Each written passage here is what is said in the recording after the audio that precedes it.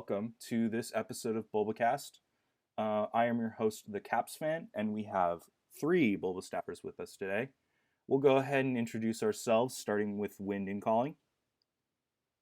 Hi, I'm Wyndon Calling. I am an admin over on the Bulb Garden forums and also the chap behind a lot of our Twitter content, including recent tweets railing against unknown riddles. Glad to have you with us, Wyndon. How about you, Roadhawk? Hi, I'm Roadhawk. I work on the Bulba News side. I also do content on Pokemon Masters over on YouTube. Glad to be here. And last but not least, Archaic. Hey everyone, nice as always to be back on the Bulbacast. Awesome. Glad to have you guys all with me today. We are going to go over a bit of discussion, second part actually of our Pokemon Legend Arceus discussion on Bulbacast. Yesterday we had a cast focused kind of on the early game, non-spoiler stuff, and we talked mostly about gameplay and mechanics. Today we're going to lean heavily into the spoiler side and discuss the story, as well as a couple of other kind of, miscellaneous topics that we didn't get to yesterday because we couldn't, because of the spoiler-free narrative. But I just kind of wanted to get started by asking you all, have you finished the game yet? And if so, how many hours have you put into it? Just curious. I have finished the main game, and I've put, I would say, probably about 50 hours into it, maybe a little less. I'm in a pretty similar boat in as much that I've put in a little over 50 hours by this point. I've completed the post-game story and now just going through and trying to complete the Pokedex.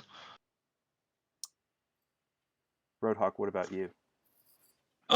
I've completed the main story and the post game. I've honestly lost track of how many hours I put into the game at this point. I believe, by the time that I got to the third chapter in the story, I'd put over 20 hours in. So I cannot tell you at this point.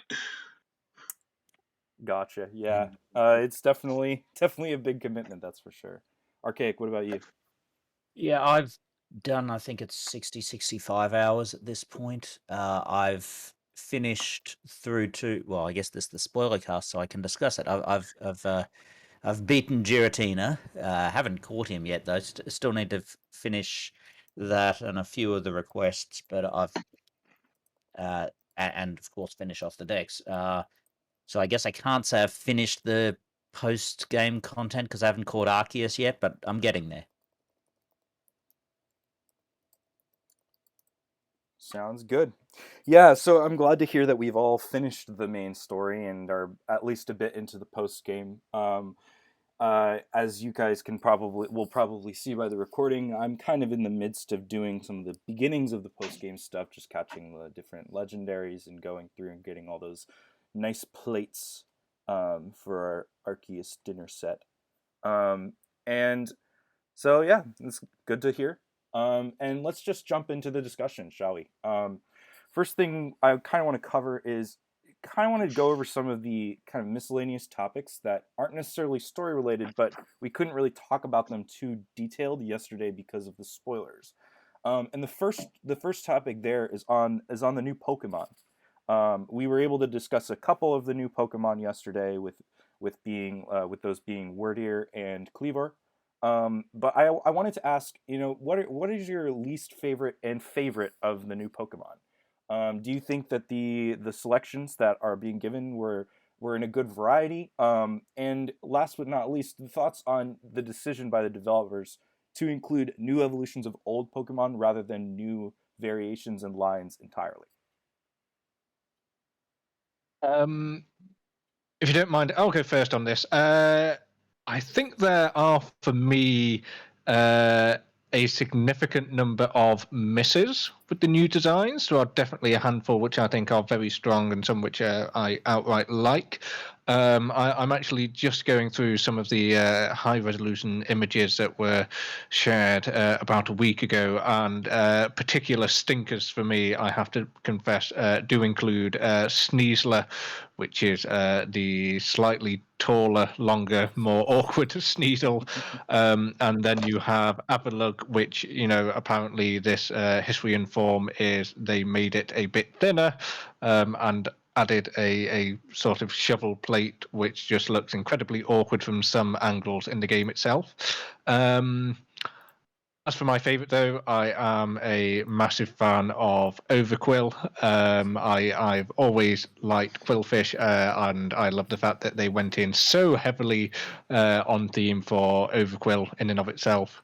I love the fact that it has its own logo on its tail. And there's certainly a handful as well, which I think are perfectly fine, middle-of-the-road designs, such as Arcanine, Electrode, Lilligant. And in terms of the approach taken with evolutions of existing Pokemon, I think it's great. I think it's great that we are taking the time to make sure that a lot of species that maybe weren't so great in terms of their in-game capabilities the first time around are getting some love. They're getting a breath of fresh air. And even though I think the selection it's pretty small, and I've said there are a significant handful that I'm not a fan of, it doesn't bother me, and I think a large part of that is because I love the gameplay of Legends Arceus to such an extent that I'm not solely invested in this game for the new Pokemon in and of themselves. So they could all be terrible, and to be honest, I probably wouldn't mind.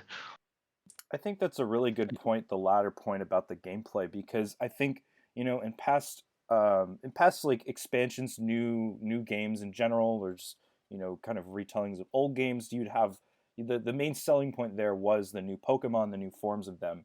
But in this game, it doesn't need those to sell it. The gameplay is good enough on its own, and I think that is definitely something that we didn't really talk about yesterday, but is a really important thing when it comes to evaluating this game on a game design perspective.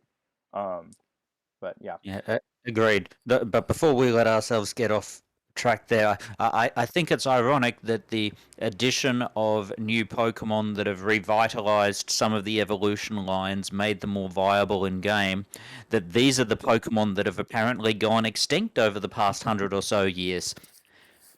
Yeah. Oh, I think life finds a way. I think if Game Freak wants them to reappear, there's not much stopping them.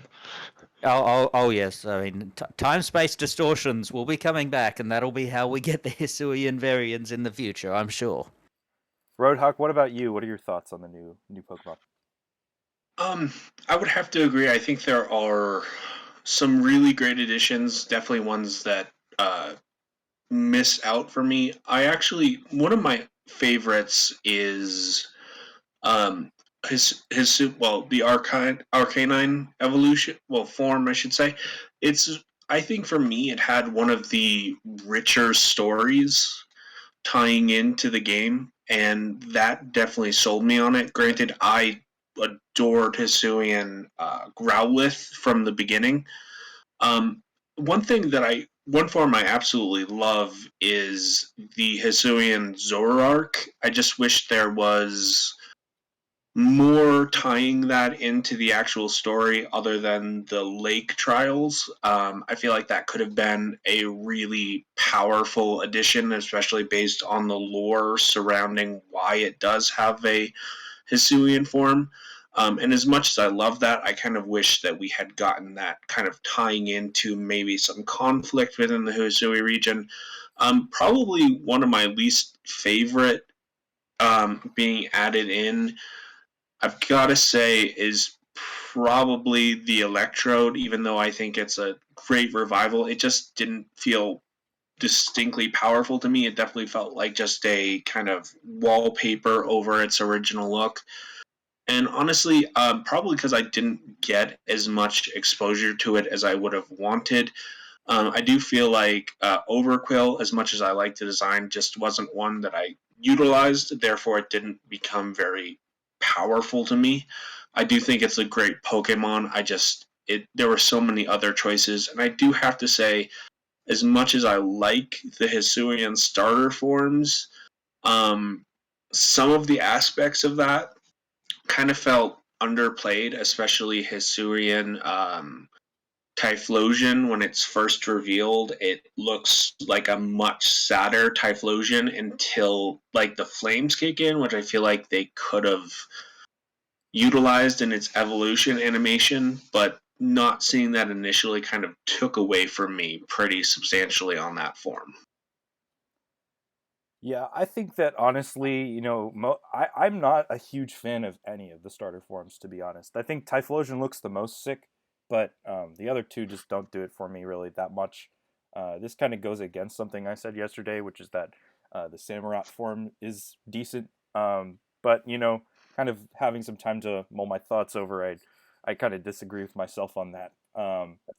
But, It's a perfectly decent design, in part because it looks so much like original Samurott. Exactly. I think that's the main reason why I just kind of dislike it. But Decidueye, I take one look at the Hisuian form and I'm like, what did they do to my boy?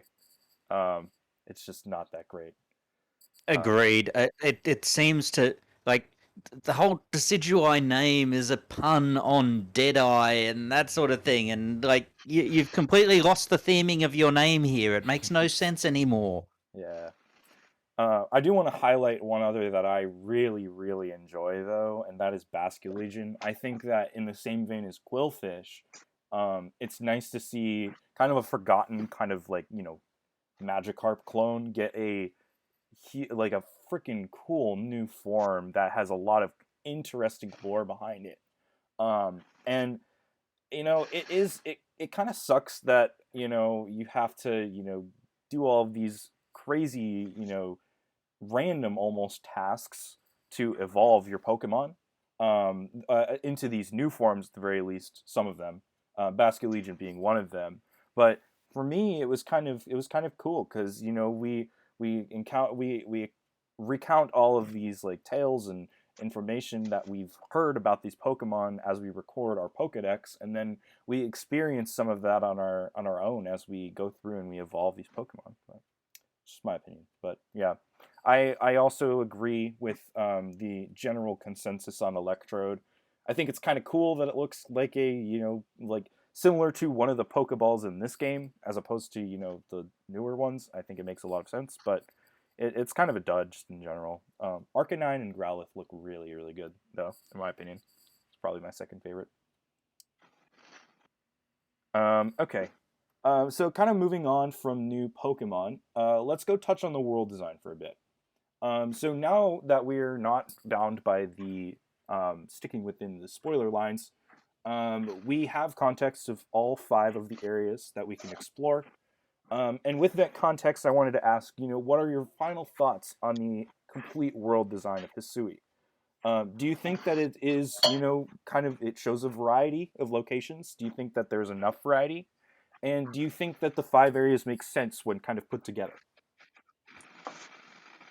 I will say that it felt a little small. Well, like the individual regions themselves, I was actually pleasantly surprised by how expansive they were. But having only 5, it did leave me feeling if did one of these get cut out so they can add in a 6th for DLC or something. I was going to comment exactly that it there feels like a conspicuous gap for maybe a desert area or a jungle area or a river area. Yeah, I agree. And I think that, part of the west side of the continent isn't super well represented. I mean, you have Jubilife Village, but then there's no place for Canalave, and the Iron Island, which would have been pretty cool.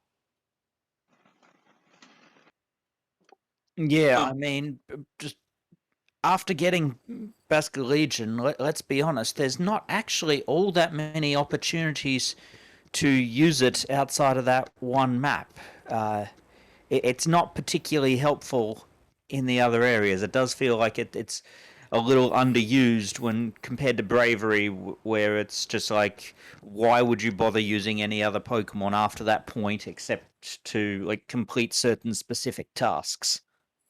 And even on that map, with careful island hopping, Bravery can get you around just fine, and you don't have to avoid the Gyarados. Yeah, Exactly. I will say that, the one point where I did use Basculegion, I distinctly remember using Basculegion outside of that one area of the Cobalt Coastlands was in the Obsidian Fieldlands to get to Romanus Island, which, nice naming. And I it's only notable because that's where I caught the Alpha Infernape. I saw that and immediately was like, whoa, that's there. And ended up catching One it in thing my I first try. one thing I do want to add is even though there are underwhelming elements to the region, I do think that this game does bring a lot of life to what the Sinnoh region is supposed to be, especially because so much of the Pokemon games in the past have been so limiting. And I definitely think like the graphics and other things definitely need to be improved for future games.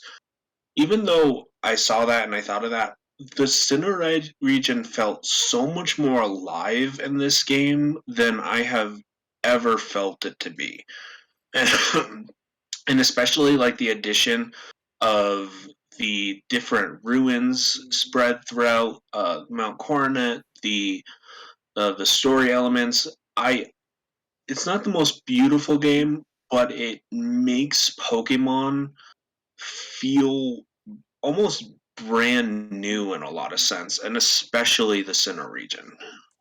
I mean, we're experiencing a Sinnoh region before overhunting of Pokemon reduced them to hiding in the tall grass. Yeah. I do want to get into some of the discussion in the comments in the Twitch chat real quick. Some of your thoughts. Overquill was such a surreal addition. Never thought of Quillfish of all Pokemon would get a new form. Yeah, definitely agree on that one. Same with Basculegion. And in fact, something I want to reflect on with that comment there, particularly around Garbodor and how it's faintly reminiscent of Quillfish and Overquill. Garbodor is also one of my favourite Pokemon designs, especially from Generation 5. One of the worst ratios we have ever received on our Twitter account was when I dared to describe Garbodor as ugly, which I think objectively it is. It is And then we objectively saw the ugly. mother. Yeah. It is, and I love it to bits. I think it's a phenomenal ugly design, and we were subjected to a colossal pylon. I actually have to add, I love how Pokemon will sneak in. Like, some of their uglier designs are also just deceptively amazing Pokemon. Like, I remember using Garbodor with Acid Spray and then Gunk Shot or other moves, and I immediately fell in love with that Pokemon. And I would love to see it get some ridiculous form just because I feel like there's so much potential with that Pokemon. I'm just glad it didn't get a form in this particular game, because can you imagine a Garbodor that would have been based on a Meiji era latrine? It wouldn't make any sense. What would it M- be? A m- nuclear waste outpost in the middle of the wild? I have no idea. Maybe it just would have been incredibly thin and healthy looking before humans ruined it. I Well, wanted that's an to interesting draw perspective. attention to one comment by Just a Torchic real quick. I think the fact that you can only move between areas by going back to the hub adds to how small it feels. Definitely agree. This is something we talked about yesterday as kind of one of the biggest nitpicks we had. You have to go back to the village every time you want to change areas rather than just being able to fast travel to those areas. I think there's obviously development reasoning for that. They don't want to have the entire world loaded at one time, but it is a huge gripe, and I definitely agree that it does add to how small the world does feel as a whole. Yeah, it's when we're fast traveling anyway, uh, and particularly late in the game where we're not able to return to the village itself and we're exiled. It doesn't make a lot of sense that we can't.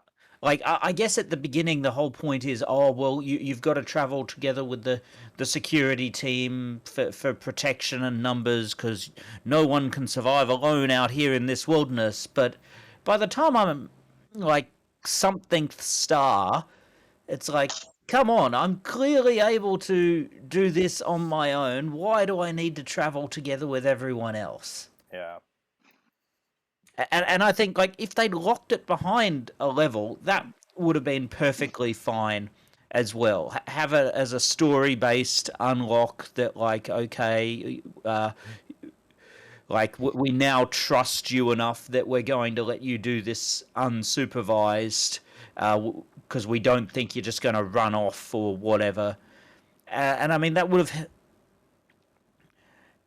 maybe helped bring the region a bit more to life. Like the Diamond Clan and Pearl Clan settlements felt more like small encampments that they didn't really feel like settlements in the same way the Galaxy Team Village did, despite the fact that those Pearl and Diamond Clan settlements should have theoretically been there a hell of a lot longer. Yeah.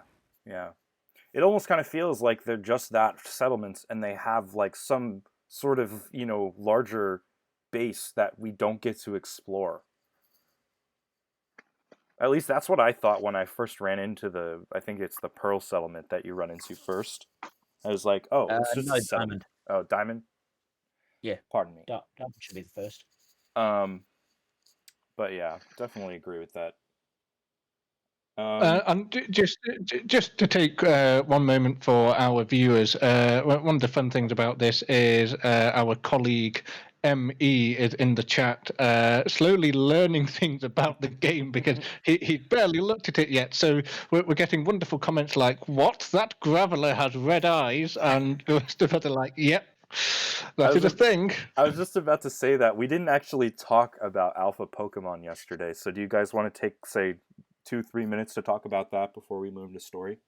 I think as a mechanic that they are wonderful for helping to instill that sense of trepidation, and it's wonderful whenever that musical sting kicks in, and you know that you put a foot wrong and you could be in trouble because Snorlax is coming after you.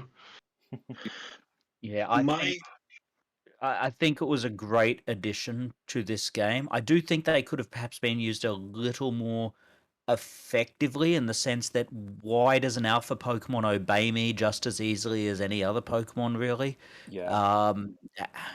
Having them be like just a bit more aggressive, a bit more unreliable. And I will also, I will say um, the Alpha Magikarp that you can catch level once, turn it into a Gyarados that will absolutely rage through basically everything until the end game is it was very useful. I don't know what you mean. He said that he looks at his team. See, I also I never realized that you could do that. Never realized there was that was available for you to catch.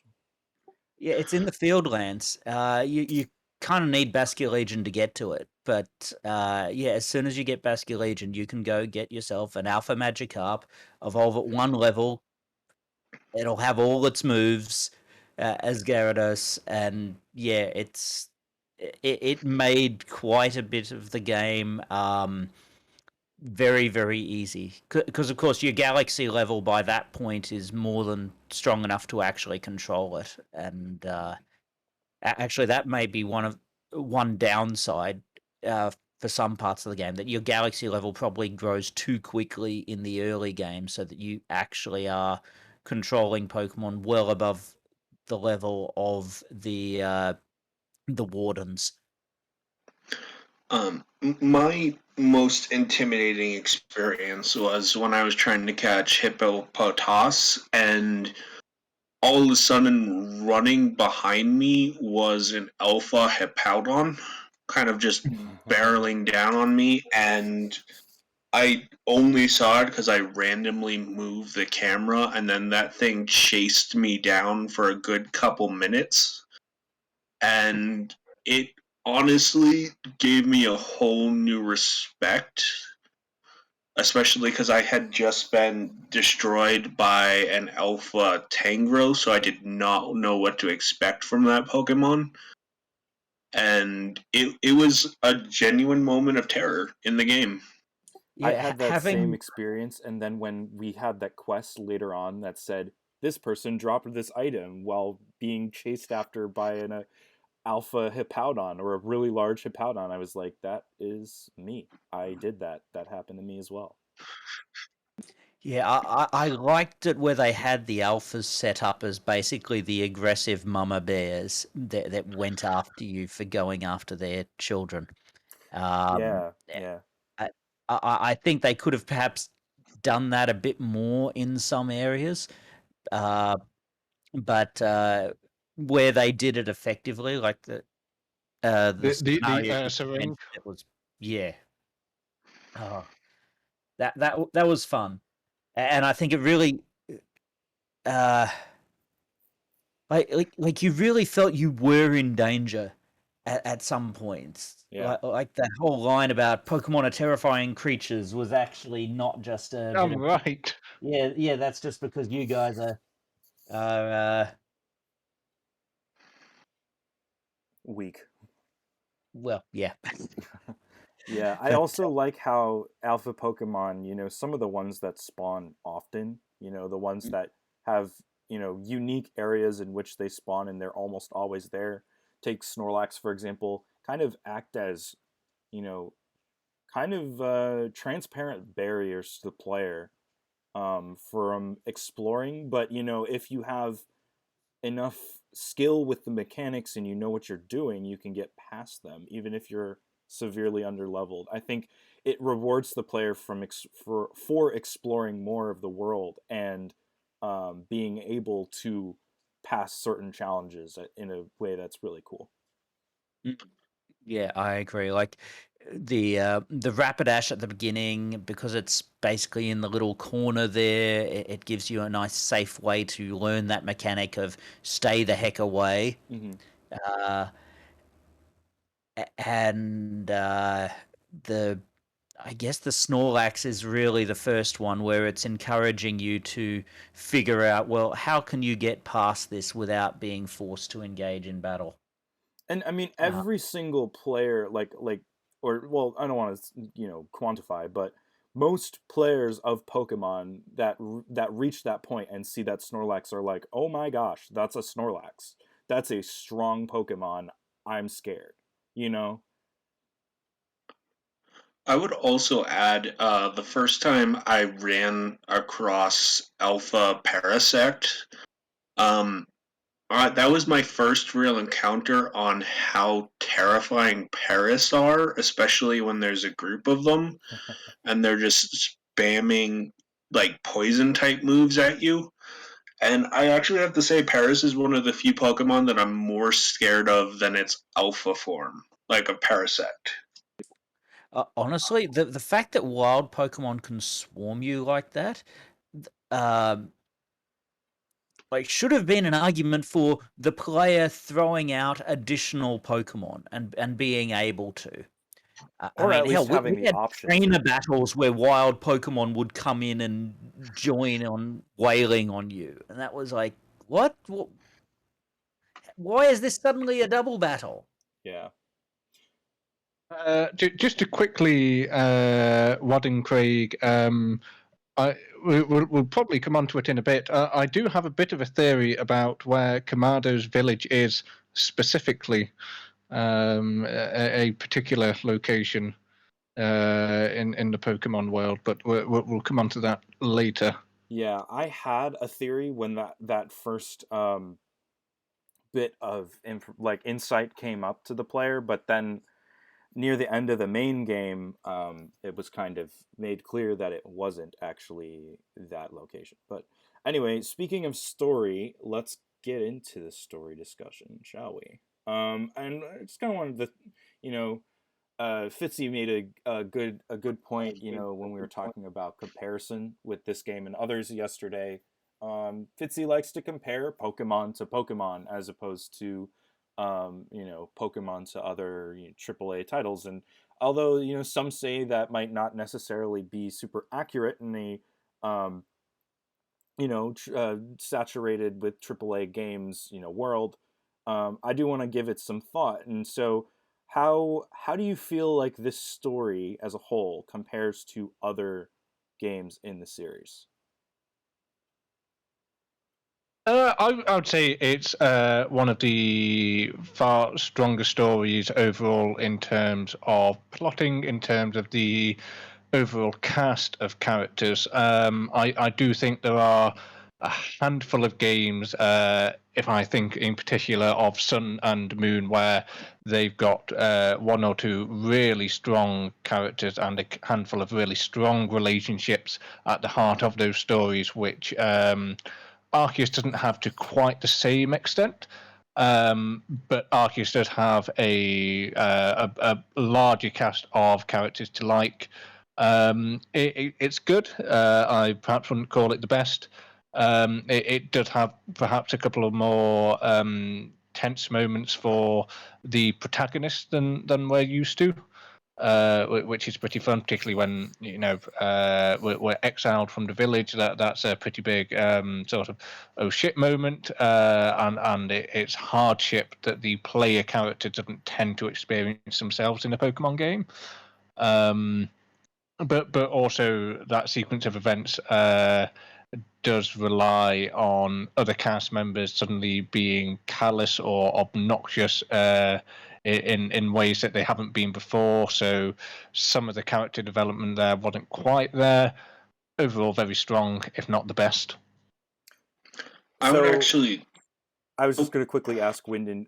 So, what is the best Pokemon story?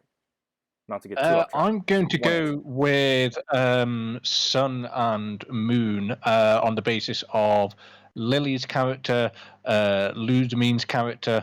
There is a really credible mother-daughter relationship there. Lily's development is very credible and very powerful.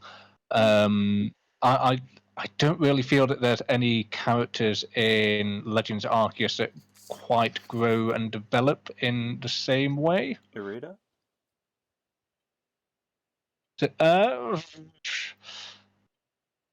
A little perhaps, but not to the same dramatic extent as Lily. I think Lily might be one of my top favorite characters in the franchise overall. Yeah, that's fair. I'll give you that. Roadhawk, what about you? Sorry, I cut you off. Oh, no worries. I would say that this is one of my favorite stories in the sense that one of the components I think of Pokemon is for example, when I played X and Y, I was so used to the story that I knew who the bad guy was as soon as they introduced him. This game, even though I had my theories about who was, necessarily evil, and obviously the concept of Teen Galaxy being a pretty heavy hinted if you've played Diamond and Pearl or Brilliant Diamond, Shining Pearl, I would actually say this game did a really good job of kind of hinting at ulterior motives within almost all of the characters that I questioned where the story was going to go legitimately and who was going to be like the final boss as in characters within the game. I also have to say, having experienced the post game and other elements, I really like this game. I thought it was very creative, very insightful to what Pokemon has experienced in the past and what they've done. And honestly, I also love the element of getting the ancestors and having you interact with each of them to a degree. And I really found myself kind of going throughout the story, going, how does this character eventually tie in? What are they doing? Are they going to be brought in for other games? And I actually really like the fact that the professor of the region, I can't actually remember his name right now, Robinson. is widely believed to have just tied into Galler and Leon and Hop. And the fact that we got to see all of these characters and their history really, really hit me really strong, and from, in my opinion, fleshed out other games better while fleshing out its own. I did find it one of the game's stronger points that the ancestor characters often bear very little relation personality-wise to their descendants, and they kind of throw off any dynamic that you might be looking for. Case in point, Silene is very much not Cyrus. Kamado, for example, actually is a much more, despite his outward presentation, he is much rougher around the edges than Professor Rowan. If you're looking for a potential, if you believe this, if Volo is Cynthia's ancestor, he's clearly very different in outlook. I like the fact that the characters who had clear relations in the what we would call the modern era, that didn't define their personalities. Yeah, I definitely agree with you. And I think another point, well, kind of theory that I have regarding Celine actually is, it would make sense for Cyrus's character in Diamond and Pearl to know of stuff like the red chain and how it affects the legendary Pokemon of Sinnoh. And I mean, so Silene, she saw this firsthand, and so you can assume that he would have heard stories passed down. Your great great great great great great grandmother, figured this out or whatever, and then just simply misinterpreted it. Maybe part of that is because he's kind of an evil dude and kind of had a rough upbringing, whatever, right? But I think that is a really cool tie in there to show somebody whose actions in the earlier games might have a couple of plot holes, for lack of a better term, might actually fill that in there. Archaic, what about you?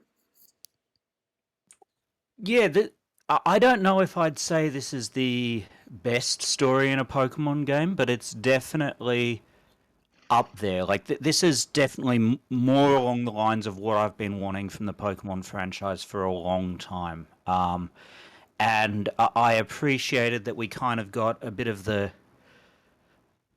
kind of stuff from Black White, where we were actually challenged in some of our assumptions. I do kind of wish they'd leaned a bit more heavily into that. I did feel at some points that there were opportunities that were missed. And I think in part that may be because they didn't want to get too controversial. I mean, this game is basically a parallel to the colonization of Kaido in the Meiji period. And despite that we were told there was all this conflict between Diamond and Pearl clans, we didn't really see a lot of that at all. And we didn't really see a lot of conflict between the Galaxy team and the Diamond and Pearl clans at all. And I mean, I would have expected, say, that, like, yeah, okay, the players' actions make them warm up more to the Galaxy team, and, well, that's kind of exactly what happened. But we didn't see the player have to, like, mediate in disputes between Galaxy team members and Diamond and Pearl clan people, or like, take sides and say, well, no, you Galaxy team person, you've been doing something bad. Stop stop antagonizing the native people and imposing your stuff on them. We didn't get that kind of conflict. Now, I think if we had that, that would have made this like something truly special. Yes, and we touched upon this just before the stream started, that this game is not completely analogous to that particular historical situation. It's not trying to tell the story of that historical situation, but it is curious that so much angst, so much human angst has been sort of sandblasted off the edges. And that actually curiously brings me to one of my other slight critiques of the story. But part of the reason I love the Sun and Moon story is because there's a very human drama at the center of it. One thing I would observe with Legends Arceus is that at the heart of the story is this conflict between these people and the natural world, trying to come to terms with Pokemon, trying to understand them. But it's hard to escape the fact that ultimately, in the end, the threat in the story is a ginormous, world-ending Pokemon, and we ultimately battle it and defeat it, basically, and there is sort of no moment of reconciliation or mutual understanding. We go up there and we give the Pokemon what for. Actually, and on those lines, can I just say that it's a little sad that we did effectively get a generic isekai story where the protagonist doesn't have any angst whatsoever about being separated from their family or friends. Aside from a slight change in the way the facial animation is. During like one scene. Yeah, I mean, he has like a general, or she, I guess, has a very general, like, kind of pouty look about them as they leave the village, and that's about it. I agree with you there. I mean, like I joked right when the game came out that like it felt so generic isekai that I was like, in another world with my Rotom phone, in parody of a light novel series with a name along those lines. It's like, oh, sorry, not Rotom phone, Arc phone. Anyway, but yeah, I do wish the protagonist was more of a person. And I mean, I understand that they don't want to give it too much of a personality because you're supposed to imprint on the protagonist and it's meant to be you and so forth. But if that's the case, then I wish there were more opportunities for you to inject yourself into the protagonist and make meaningful choices that might have influenced, say, the development of the village and its relationships with the clans in a more meaningful way. That there's not many choices you can make in the game that will have any real impact apart from maybe changing a couple of lines of dialogue.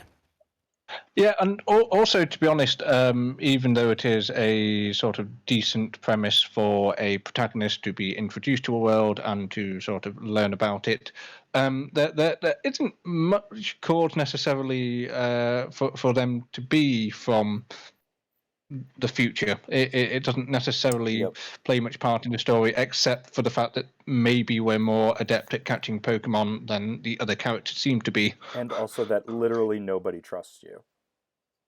Yes. At least at the beginning. One thing that kind of threw me, not that it does play kind of an important part in the story, is right when you're literally pulled from your timeline and fall from the sky, the first character that you encounter basically says, "Oh, you fell from the sky. Okay, let me put you to work helping me," which is not the most unusual thing in JRPGs and other games. But like as a player, I was kind of like, wait, what a minute! I just fell hundreds of feet, and your first instinct is to say you're fine. Go get Pokemon because I'm too scared to. I mean, if it had been a case of, oh yeah, this happens every other week. Look, here's Ingo. then like, okay, but this, he was a bit too blasé about it, even for someone who researches Pokemon for a living. And I think he even says like, "Oh, good, you're alive," or something like that. Yeah. I mean, 18th century industrialist, children down the pits every day, so he's probably quite used to it. Oh, that. Oh, Celine a even little notes that. dark. She's like, "You're about 15, right? You're about the age where you should be able to make a living for yourself." I giggled when I saw that. I was like, "Wow." You've got small fingers that can, get into the loom and pull out pieces of cotton. Oh gosh.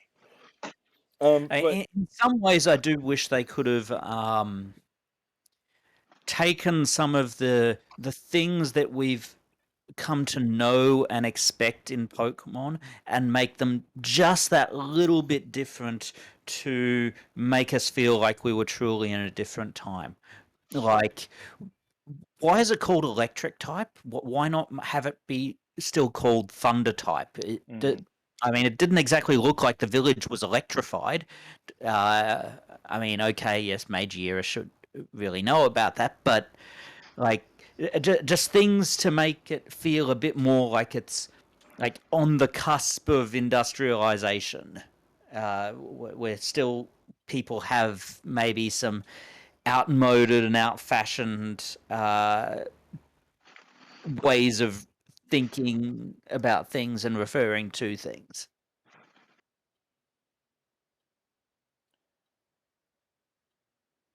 yeah, I know that we talked a little bit yesterday about some of the positive ways in which the game kind of gave off an older feel, and some of it was, kind of unnecessary. I mean, the muted kind of color palette we mentioned, kind of gave off a painting kind of vibe, similar to the complaint, or not complaints, but similar to the discourse around the way that the Legend of Zelda Skyward Sword looks, and how that game is set in the past, but nothing directly related to story really had any, like, this could have happened. This story could have happened at any point in time. Maybe not in the, like, kind of newer generations, like Gen 6, it's obviously modernized. Gen 7 and 8 also super modernized. Um, Gen 8 is definitely contemporary, but this could have happened in like some, like, it's like 50 years prior to any of the stories. Yes, I suppose the only potential slight twist, and it depends on how you interpret the Pokemon world yourself, is a bit more of a willingness on the parts of, say, Commando and the Security Corps to, okay, the problem, we might actually have to go and physically deal with it ourselves.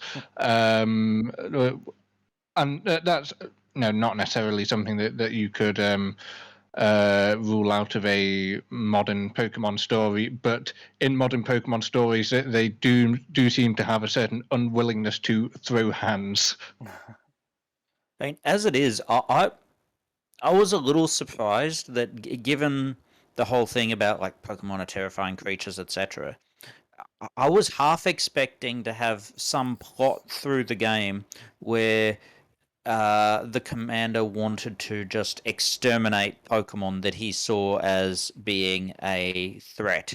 And so, like, us having to defend a warden that's crazed to stop them from destroying it when we're trying to cure it and purify it. Well, it struck me that Commando was a bit of a hypocrite in as much that he had a team of Pokemon. Yeah, that's true. I mean, in similar, it's not really too far off from like N in Black and White. As much as I love those games, having a team of Pokemon when he's completely opposed to having Pokemon and Pokeballs. It's It exists because it sorry, has do go to. on. I mean, I guess on a similar line, I can't help but wonder if this is part of the reason we got a person from the future as opposed to a player character who was from the time era. Because if we had someone from that era, would we have had someone who was maybe more willing to get in combat with Pokemon themselves physically? I mean, maybe it is a bit of a missed opportunity to have like someone with a spear fighting a Scyther or something like that. Yeah, potentially. Might have been a bit controversial, but I mean, I could have seen, like, even if you don't have the player character doing that, I could have seen that sort of thing happening with some of the NPCs. I mean, hell, why is Kamado wearing armor to begin with when, like, my Pokemon aren't going to attack you, and are you going to fight the Pokemon yourself? He does say it's native to Galar. He does.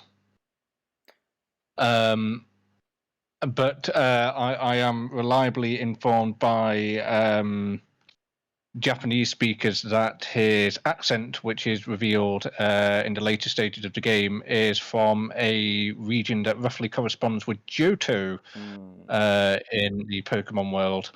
And I'll tell you what, we'll get into my pet theory about his hometown is that there's a couple of areas in Johto which suffered damage in the past. You have in Equitique Town, there was the lightning that struck the tower burned down.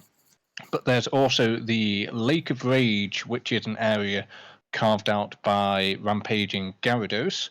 That is also very close to Mahogany Town, which had a reputation for being a hideout for ninjas. And we know that Kamado has a relationship with Benny, the ninja. So my pet theory is that Kamado is originally from the area that became the Lake of Rage. His home was destroyed by rampaging Pokemon, and so he set off for a new home. That's my theory. Yeah, mine was more simple. I did think he was from Johto. I just thought he was from Ecritique. But that does make sense. That makes a lot of sense. And I kind of want to get into some of the more important story beats, like discussing Benny.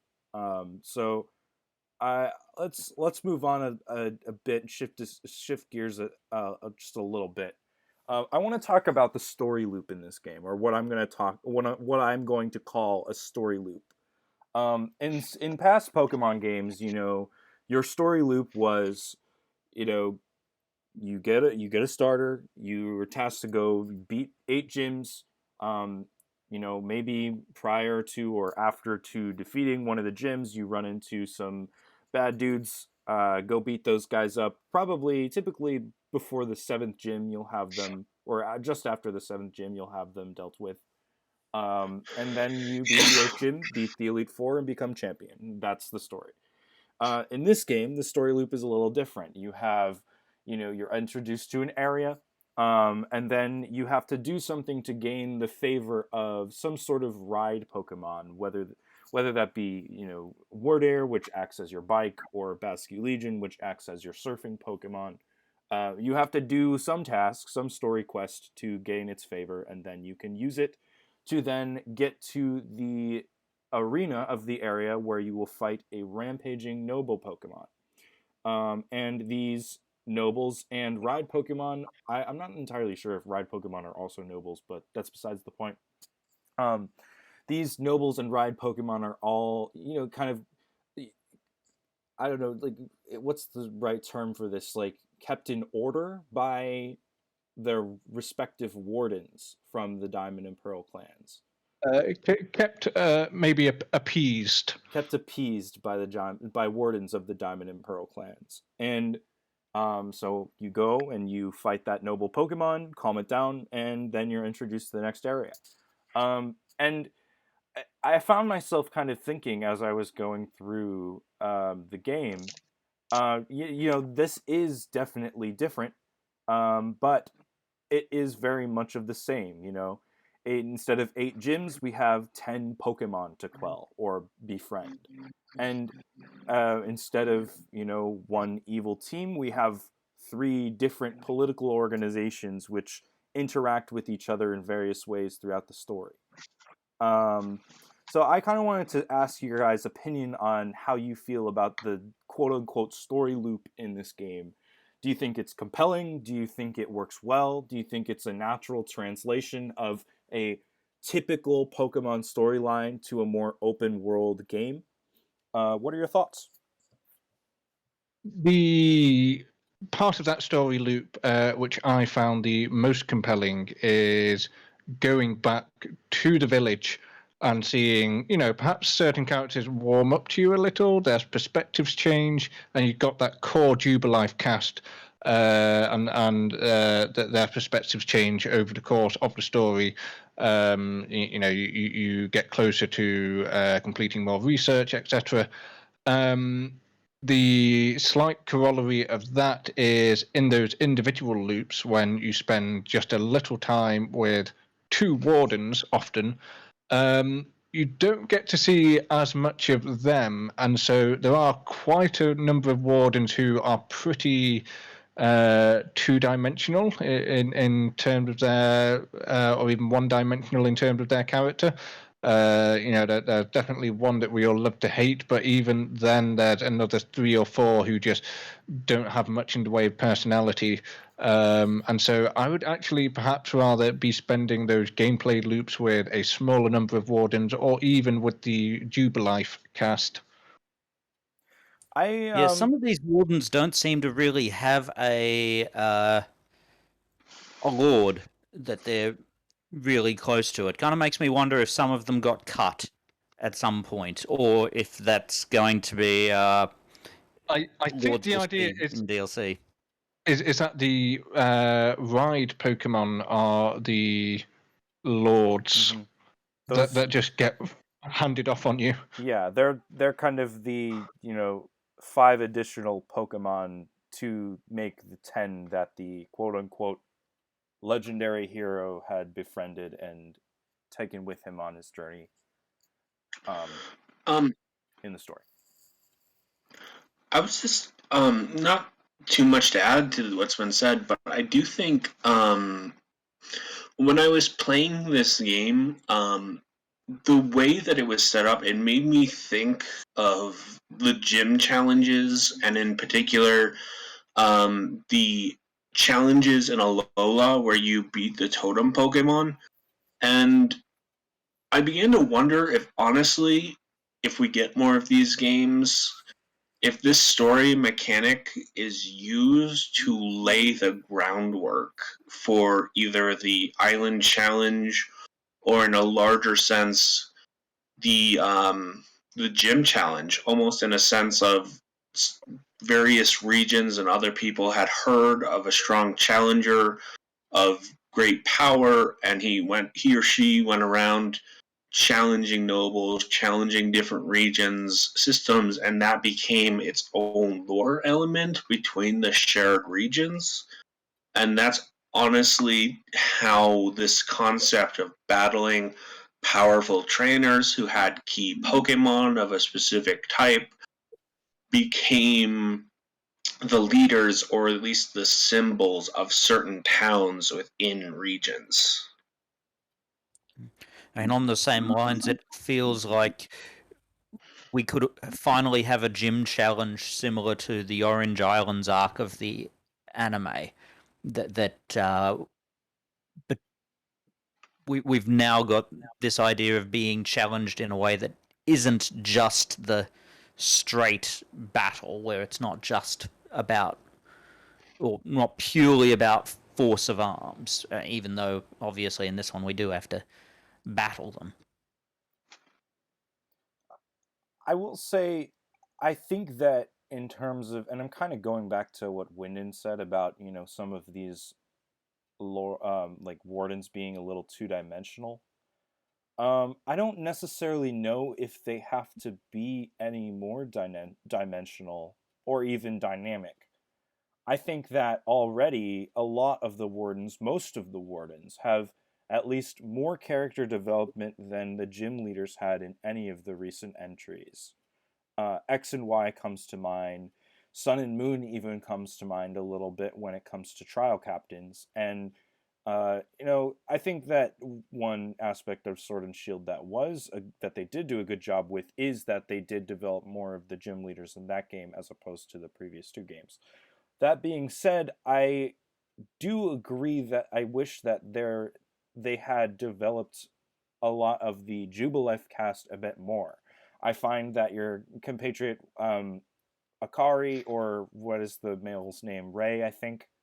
Um, I find that they are severely underdeveloped um, to the as within like a ratio of how often they appear in the story to their development.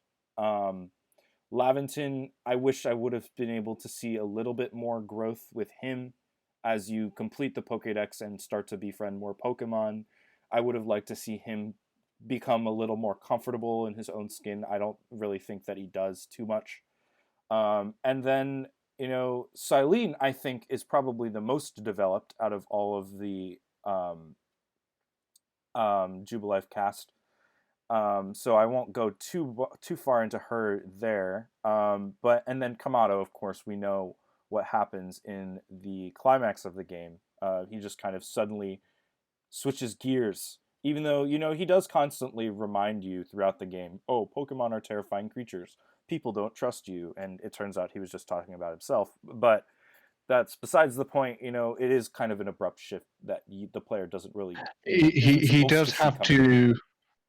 Yeah, it is, as I referenced earlier, he does suddenly need to become quite a bit more callous than he has been up to that point. Because, to that point, you have put your life on the line battling these noble Pokemon, and then for him to quite suddenly declare that you are the problem and you're going to fix it on pain of death is quite extreme.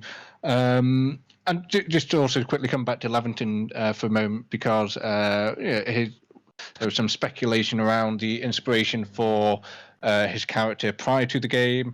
It was a bit odd in the screenshots that he seemed to be saying Pokemon are terrifying creatures. He's a very different professor in that sense. So speculation abound. Okay, is this the bad guy? Did he have something, did he have a scary hairdo under that hat? No, he's just a really nice guy.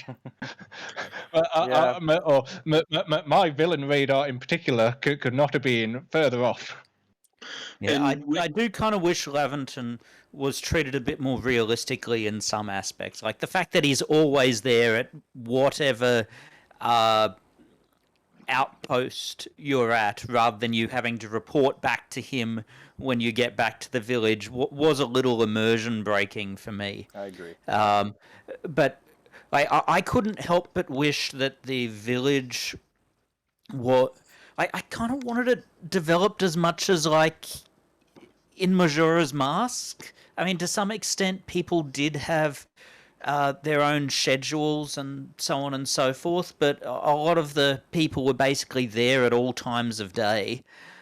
And I mean, we never actually got to enter the store where he's selling the potato mochi or anything. You could never sit down inside. And yeah. The one thing I did enjoy about the sort of the flat out NPCs of Jubilife Village from story perspective is that they, in particular, they start out terrified of wormpools and starlies, and through the side quests, these almost for all intents and purposes unnamed characters do get a little more comfortable with Pokemon in their lives bit by bit. So actually, in some respects, I feel like those characters have a bit more growth with relation to their their interactions with Pokemon than say Kamado does.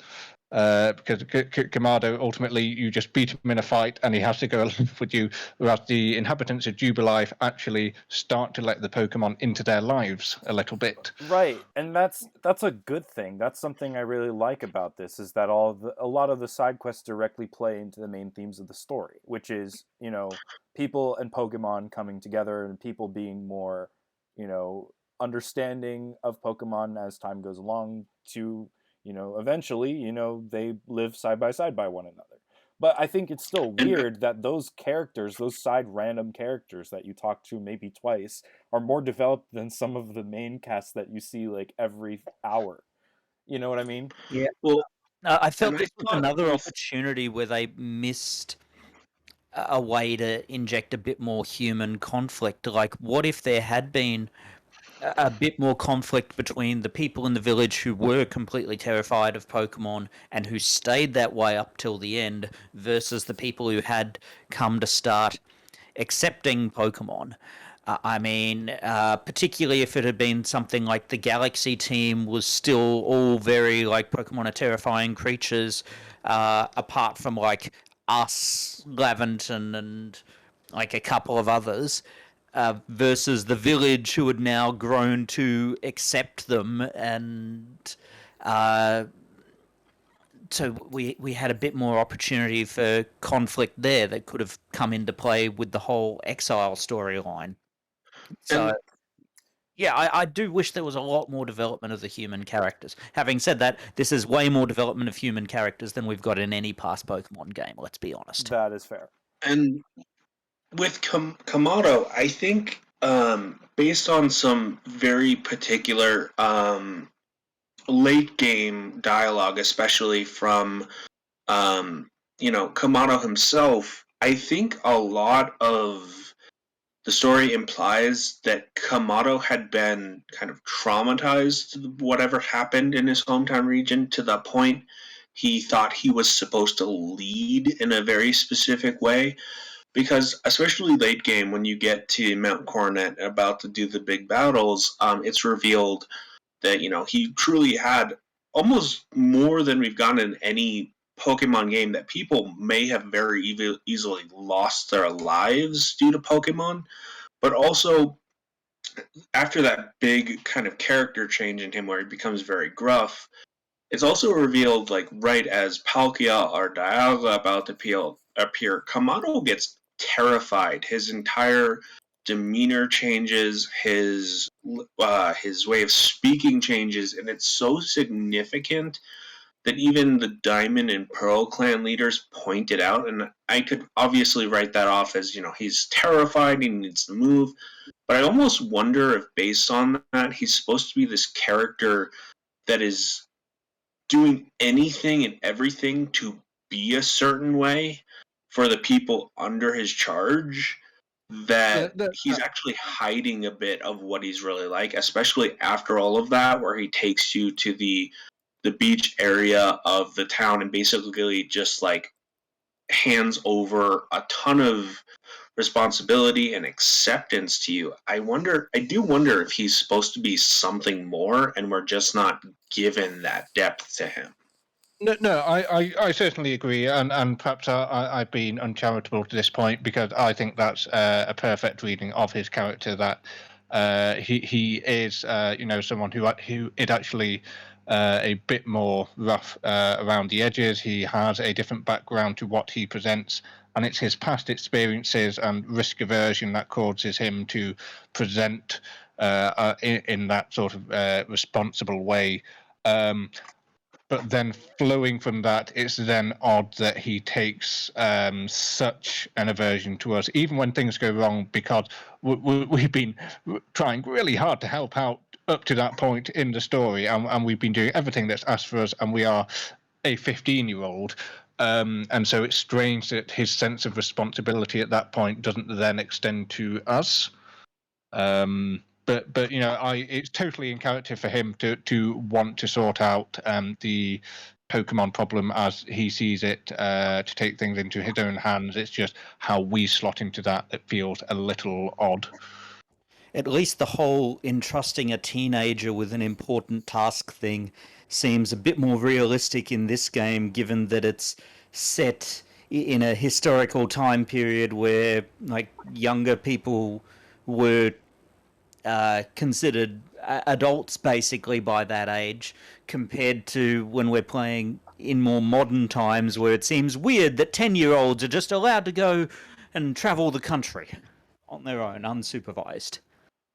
Real quick, and I know we've gotten a little bit into it, but I just wanted to touch on the post game real quick before we end this cast. And I know we also did skip over some of the major story points, but we've kind of touched on them. I just want to note that Benny being a double agent is probably my favorite point in the entire game.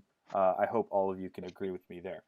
Um, that being said, I will say that the post game in this game I feel is probably the best post game we have had in a Pokemon game since Black and White 2.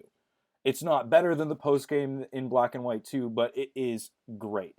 There is so much to do. There is story points to navigate, and even more, um, information to learn about the world and Arceus and Volo and all of that. But it's just nice to have a game where it feels like it's kind of never ending. I'm sure that completionists out there are going to be playing this game for years, trying to fully complete all of the tasks in all of the pages of the Pokedex. And I'm not just talking about getting 10 stars on each of them. I'm talking about, fully completing all of them. But what do I you don't guys think think it'll on? take years to do that, but Yeah. Well, I mean, okay, maybe months. I'll give you months. That does check out. But what do you guys think about the post game? Most notably the story content. I'll let you guys take care of the story content. I've already spoiled myself, even though I haven't gotten there yet, unfortunately. But I So can't discuss in detail too much of past the legendary say, hunt. I will say the legendary hunt was disappointing.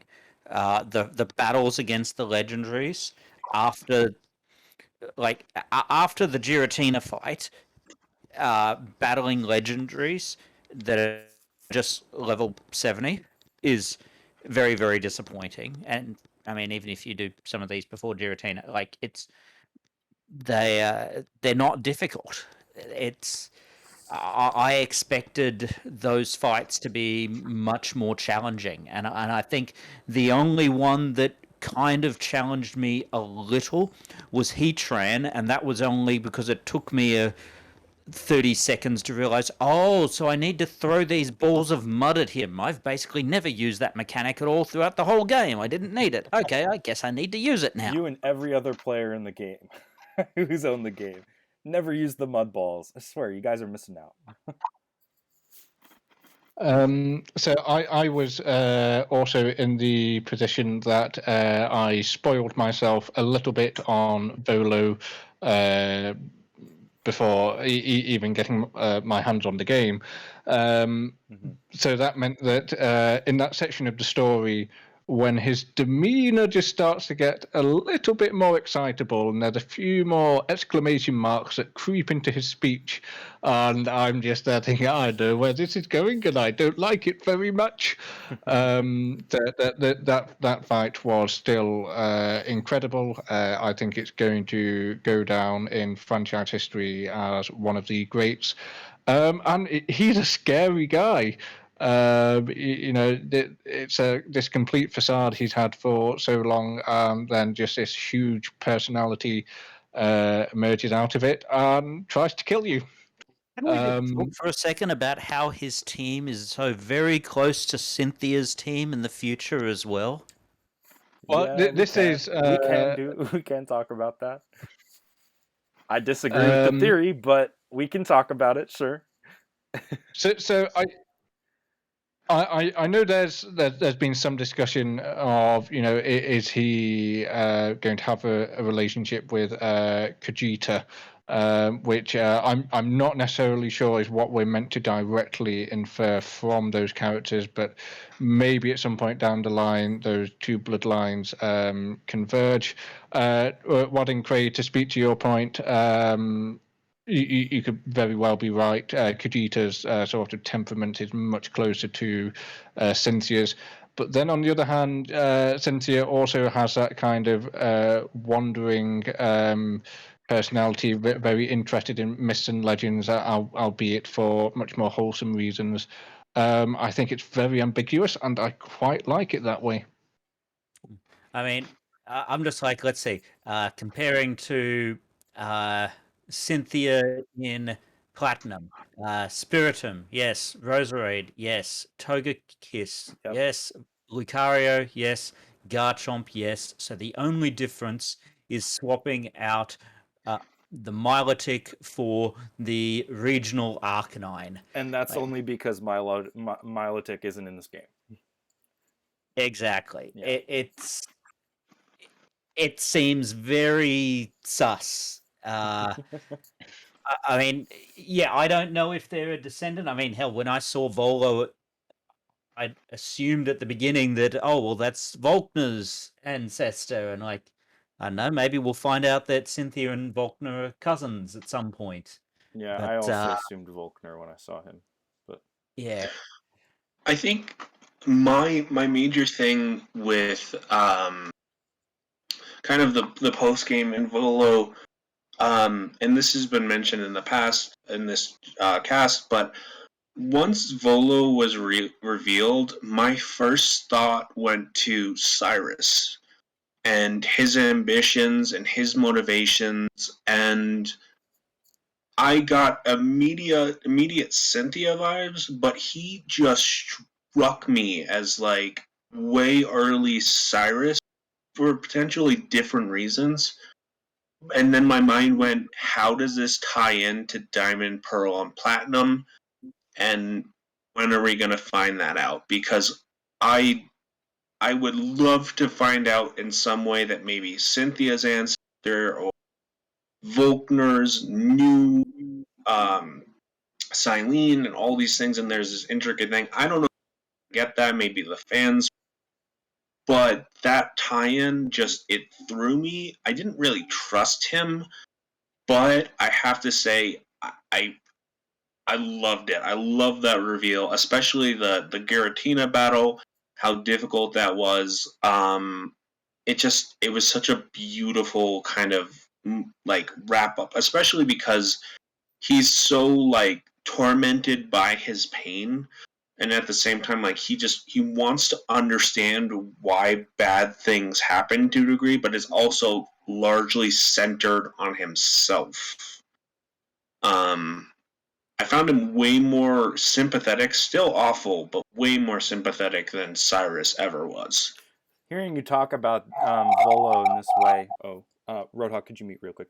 Um, hearing you talk about Volo in this way, and even knowing a lot of the lore behind him and the story points makes it even more interesting and makes me even more excited to actually like experience these things for myself. And I bet I can When agree add more later. when that piano starts up and you sort of begin to twig as to what you're in for, that's an experience. Knowing me, I'll probably go in with half my team fainted. So yeah, like You're gonna have a bad time. yeah, if I you know. don't if you don't level your Pokemon enough before the fight with Volvo, I mean, when I did it, I finished the first phase with 5 of my team knocked out, and then I'm like, oh, and now I have to fight Giratina. Okay, I hope my Pokemon can survive the first hit so I can use a few max revives. And I think when I knocked Giratina out, I had like 2 Pokemon up. I was lucky that I had one over leveled Garchomp that was able to take a hit. Um, and there's like, oh, it changed its form. Uh, do I have enough max revives? Yeah, it was a bit brutal But having a gauntlet fight like that. It reminded me of the old. Actually, no, the old Elite Four things weren't as brutal because at least then we were easily able to heal in between battles. And This was pretty brutal. when I struggled, so it took me 3 attempts to beat Volo, and when I lost the first time, I was like, "It's all right. I'll just go and buy some max revives from the." Oh, I mean, it at least losing to Giratina doesn't lose you the contents of your bag. Yes. But oh boy, his dialogue. Just quickly for trivia purposes, today I visited Volo's Bulbapedia page. Bulbapedia is a fantastic website. If you've ever heard of it, please do visit. But I visited his page and revisiting his dialogue from that battle. And it's like, don't you feel a shiver down your spine as eldritch power overcomes you? And it's, oh my word. Why, when you say it like that, spooky as all hell. Real quick before we end, I kind of want to go back through the chat and just respond to some of the comments here. Let me go all the way back.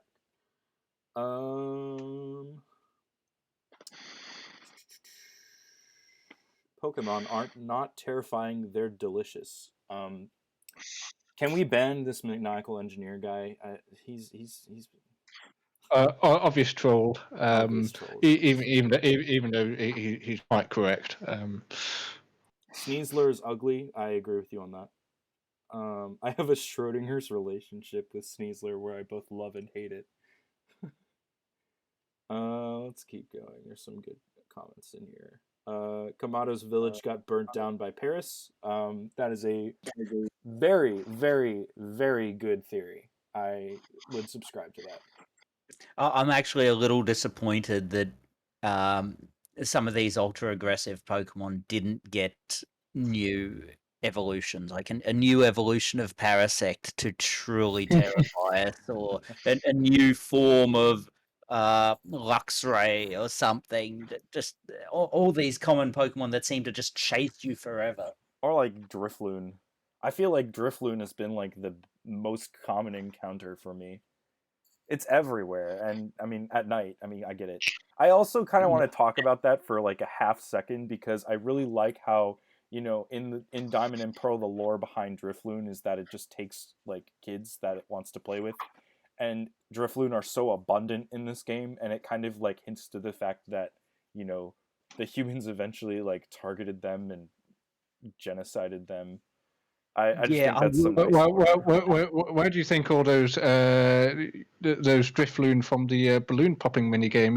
You didn't think those were actual balloons, did you? Oh no! Oh no! I mean, I do wish actually there'd been a bit more variety of Pokemon that were out at night, simply because you're going to be out at night a lot hunting down the wisps, Oh, very and very true. Yeah. yeah, you end up just getting so damn sick of them, and like there are other ghost Pokemon in the game, but in the first few regions, it's basically just Ghastly and Drifloon, like Yeah. Haunter as well. I mean, yeah. I wish, or what is it? I think Iridia, or where I just lost it. I'm convinced Irida is May's ancestor. I could see it. I don't think her ancestor or Adaman's ancestor is ever revealed or obvious, rather, Yeah, you mean I their descendant? or descendant. Yep. I think my take with Ancestor generally is that a game in which we have characters like Silene, Kamado, and so many obvious like lookalikes. This is not a studio that's gone for subtlety in its storytelling in that regard.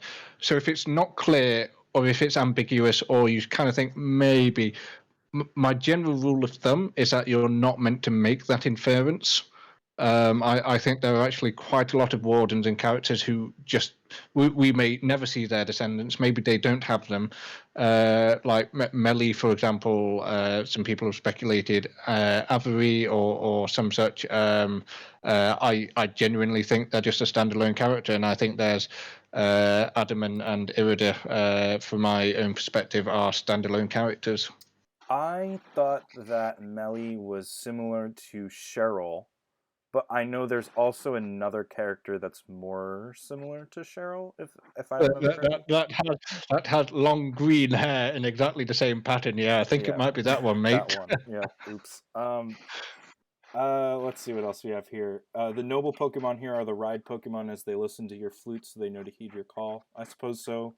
The noble Pokemon are summoned by flutes, so there you go. Why does Rotom exist here? That is one where I don't think there is any justification for, even with the time stuff, because you can find Rotom just in the wild. Electricity is a force of nature. It wasn't invented by anyone, so I didn't find it weird to see in the wild. Okay, that's fair. I do like how you have to like pay exorbitant amount of prices for all the different forms of Rotom. That was an interesting touch. I mean, are they really all that exorbitant compared to how much you have to pay to the true Lord of Space Oh, the bad to guy? increase your? Yeah, That's like, fair. that guy. I mean, how many hundreds of thousands have I paid him at this point to increase my bag space? I wouldn't be surprised if there's some theory out there that because you paid this guy all of that money, he started like some sort of nest egg that continued for years and years and years and years, and he is like the like his family line is like the people who invented the game corner in Veilstone, thousands and thousands of years down the line. No, I this honestly man. wouldn't be. Go I ahead. wouldn't be surprised if he had ties to the guy who sells Gen 1. Oh yeah, very true. Let's see. We have about 10 more minutes. Guys, is there anything else you guys wanted to talk about that we haven't discussed yet? Just for the last 10 minutes, last topic. One thing that I've seen has been doing the rounds a lot is discussion of Lavington and his home region, based on a reference to Copper in one of the Dex entries.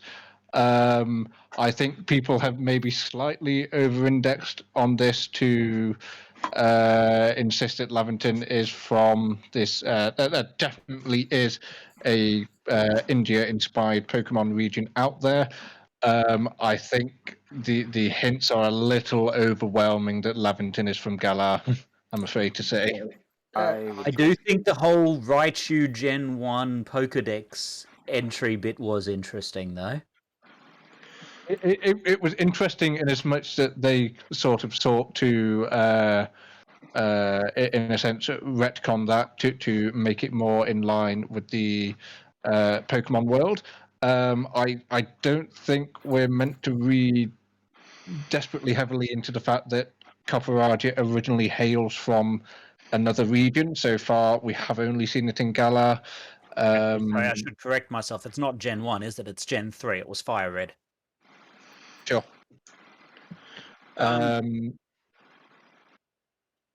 Sorry, go on.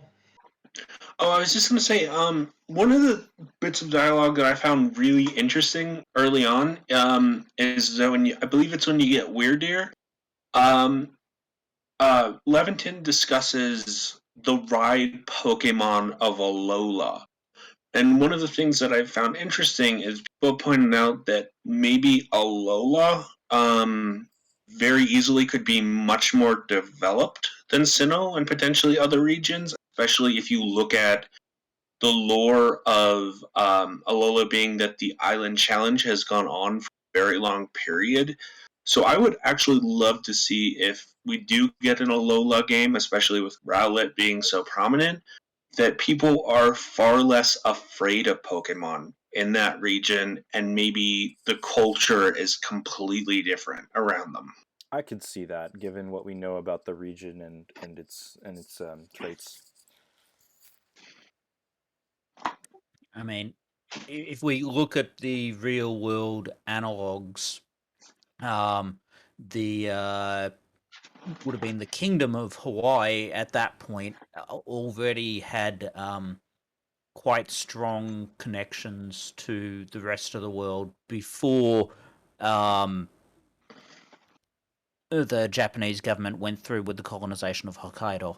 So it didn't really surprise me that someone might have traveled to Hawaii or Olola rather, and observed their Pokemon and their customs, etc., before they went to Hisui. I mean, it already had taken on like that is, the real world of Hawaii had already taken on a number of Western cultural and technological developments well before then. So it absolutely would have been more developed than Hisui was.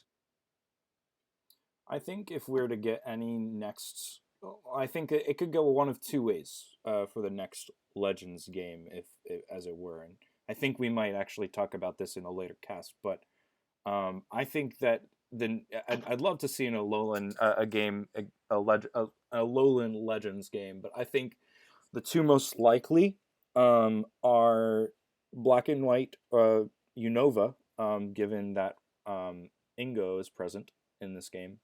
And although that might hint more strongly at remakes of Unova, I think that a a Legends Unova would be a compelling game. But I think that a Legends Johto would fit a little bit more in terms of how this game like tries to like the game's themes and just the general like ancient lore of that region. Mhm. I mean, any game that has ancient lore talking about events in the past is basically begging for us to experience those events firsthand at some point. So there's a good chance we'll get a Legends game set in Galar where that chosen hero that's talked about who fights together with Zacian and Zamazenta. Pretty much all the Pokemon games, except for what? Except for Red Blue, Kanto. really. Yeah. Except for Kanto, there's some kind of story about something that happened in the past that could theoretically be done. Uh, so yeah, I don't think it's a question of if we'll get another Legends game. I think it's a question of when, and I think it's a question of will all the advancements we've seen in Legends turn up in the, I guess, regular main series games in future that introduce us to new regions. Definitely a huge question, and one that we will probably tackle on the next Bulbacast. We are running out of time here, so I am going to outro out. Real quick, I wanted to shout out Maniacal Engineer in the chat, Alexander Sketch Art, One Craig, Just a Torchic earlier. Y'all have been really commenting in the chat right now. Thank you for sticking around and listening to us ramble about random crap. Thank you to Archaic, Roadhawk, and Wind and Calling for being on this Bulbacast today. Really appreciate you guys on as always. Be sure to check out our Twitter and follow that if you haven't already. If you like the discussion you heard today, feel free to join our forums and our Discord as well. I have been your host, the Caps Fan, and thank you for watching this episode of Bulbcast. And see y'all later.